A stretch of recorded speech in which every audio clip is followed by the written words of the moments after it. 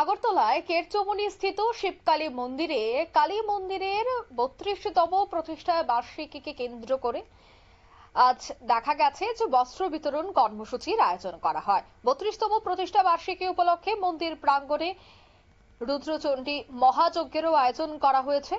এদিন এই 32তম প্রতিষ্ঠা বার্ষিকীতে মন্দির প্রাঙ্গণে বস্ত্র বিতরণ অনুষ্ঠানে প্রধান অতিথি হিসেবে উপস্থিত ছিলেন রাজ্যের মুখ্যমন্ত্রী প্রফেসর ডক্টর মানিক সাহা।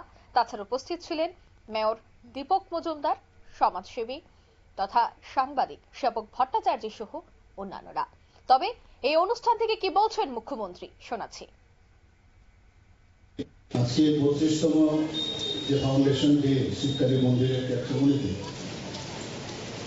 আমরা যখন স্কুলে পড়তাম তখন থেকে এখানে পুজো হতো, এখানে এলাকায় আমরা আসতাম এবং পরবর্তী সময়ে এখানে যখন দেখলাম যে এই মন্দির প্রতিষ্ঠিত হয়েছে, তাও যখনই এদিকে আমরা দেখতাম গত বছর আমি এখানে এসেছিলাম, তো এতদিন ধরে যেরকম একটা অবস্থা হয়েছিল যে নাস্তিকের পরিবেশ তৈরি হয়েছিল কয়েক দশক ধরে, সেই জায়গায় মানুষ এখন বুঝতে পারছেন মাননীয় প্রধানমন্ত্রী নরেন্দ্র মোদী যে আসার পর বিশেষ করে আমরা দেখছি নাস্তিকের পরিবেশ এখন সারা ভারতবর্ষে তৈরি হয়েছে।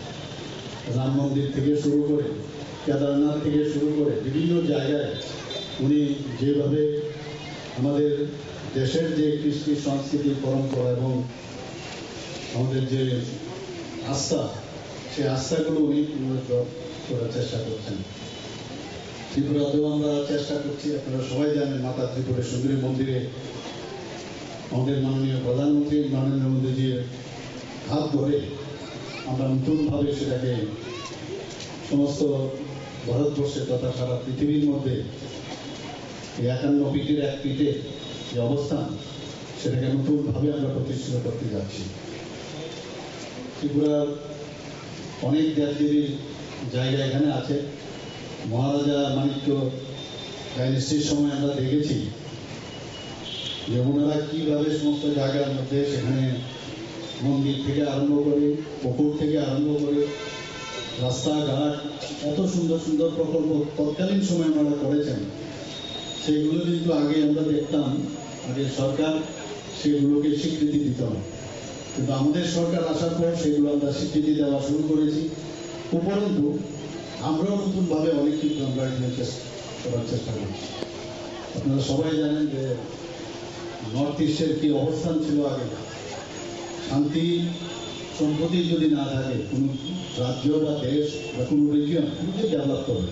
মাননীয় প্রধানমন্ত্রী যে আসার পর অ্যাক্ট ইস্ট পলিসির কারণে আজকে দেশে নর্থ ইস্টার্ন জোনের এত ডেভেলপমেন্ট হয়েছে যেটা আমরা নিজেরাও কোনোদিন আমরা ভাবতে পারিনি।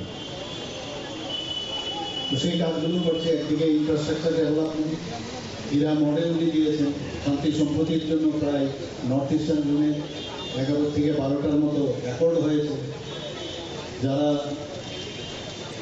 মূল স্রোত থেকে অন্য স্রোতে গিয়েছিল তাদেরকে আবার ফিরিয়ে আনার চেষ্টা করা হয়েছে। তাতে করে নর্থ ইস্টার্ন জোনে এখন শান্তি প্রতিষ্ঠিত হয়েছে। তো যেখানে শান্তি থাকবে, যেখানে এই ধরনের যে আমরা ধর্মের প্রতি যার যার ধর্ম যার কাছে যেরকম সমস্ত ধর্মের প্রতি সম্মান জানিয়ে, সেগুলো আসলে ধর্ম তো আর কিছু না, মানুষের যে তার মনের যে ইচ্ছা, মানুষের যে সমস্যা, তার কর্মের মাধ্যমে সেটাকে যদি আমরা পরিপূরক হিসেবে কাজ করতে পারি, তার থেকে বড় ধর্ম আর কিছু হতে পারে। আমাদের সরকার চেষ্টা করছে মানুষের মৌলিক যে সমস্যাগুলো আছে সেগুলো কীভাবে সমাধান করা যায়। আমি অত্যন্ত আজকে ভালো লাগছে যে মন্দিরে যখন আমরা ঢুকি বা মন্দিরে যখন বিভিন্ন পাঠ হয়, বিভিন্ন বিষয় আমাদের বলে, আসলে মানুষের কথাগুলোই সেখানে আলোচনা হয়।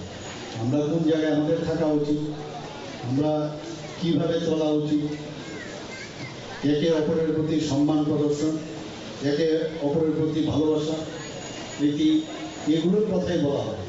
এবং তাতে করে আমাদের সমস্ত মানুষের একসাথে একত্রীকরণের যে বিষয়, সেটা মন্দির এবং যে ধর্মস্থানগুলো আছে সেগুলোতে বিভিন্ন ধর্মের থাকলেও কিন্তু এক কথা একই কথা বলা হয় যে মানুষ মানুষের জন্য। আমি আজকে অত্যন্ত আনন্দিত যেখানে আমাকে নিমন্ত্রণ করা হয়েছে এবং এখানে আমার পুরনো সমস্ত ব্যক্তিবৃন্দকেও দেখতে পাচ্ছি যারা উপস্থিত রয়েছেন। আমি ওদেরকে আবার ধন্যবাদ দিয়ে আমার কথা বলা এখানে আপনারা শুনলেন মুখ্যমন্ত্রীর বক্তব্য। আজ দুস্থদের মধ্যে বস্ত্র বিতরণ করা হয়। অন্যদিকে মুখ্যমন্ত্রীর বক্তব্য রাখতে গিয়ে রাজ্যের উন্নয়ন, উত্তর পূর্বের উন্নয়ন, রাস্তাঘাট সহ কিভাবে রাজ্য এবং কেন্দ্রীয় সরকারের বিভিন্ন প্রকল্প প্রত্যেকের বাড়ি বাড়ি পৌঁছে যাচ্ছে সবটা বিষয় নিয়ে কিন্তু বিস্তারিত আলোচনা করেন। নিয়ে নিচ্ছে ছোট্ট একটি বিজ্ঞাপন বিরতি, সঙ্গে থাকুন।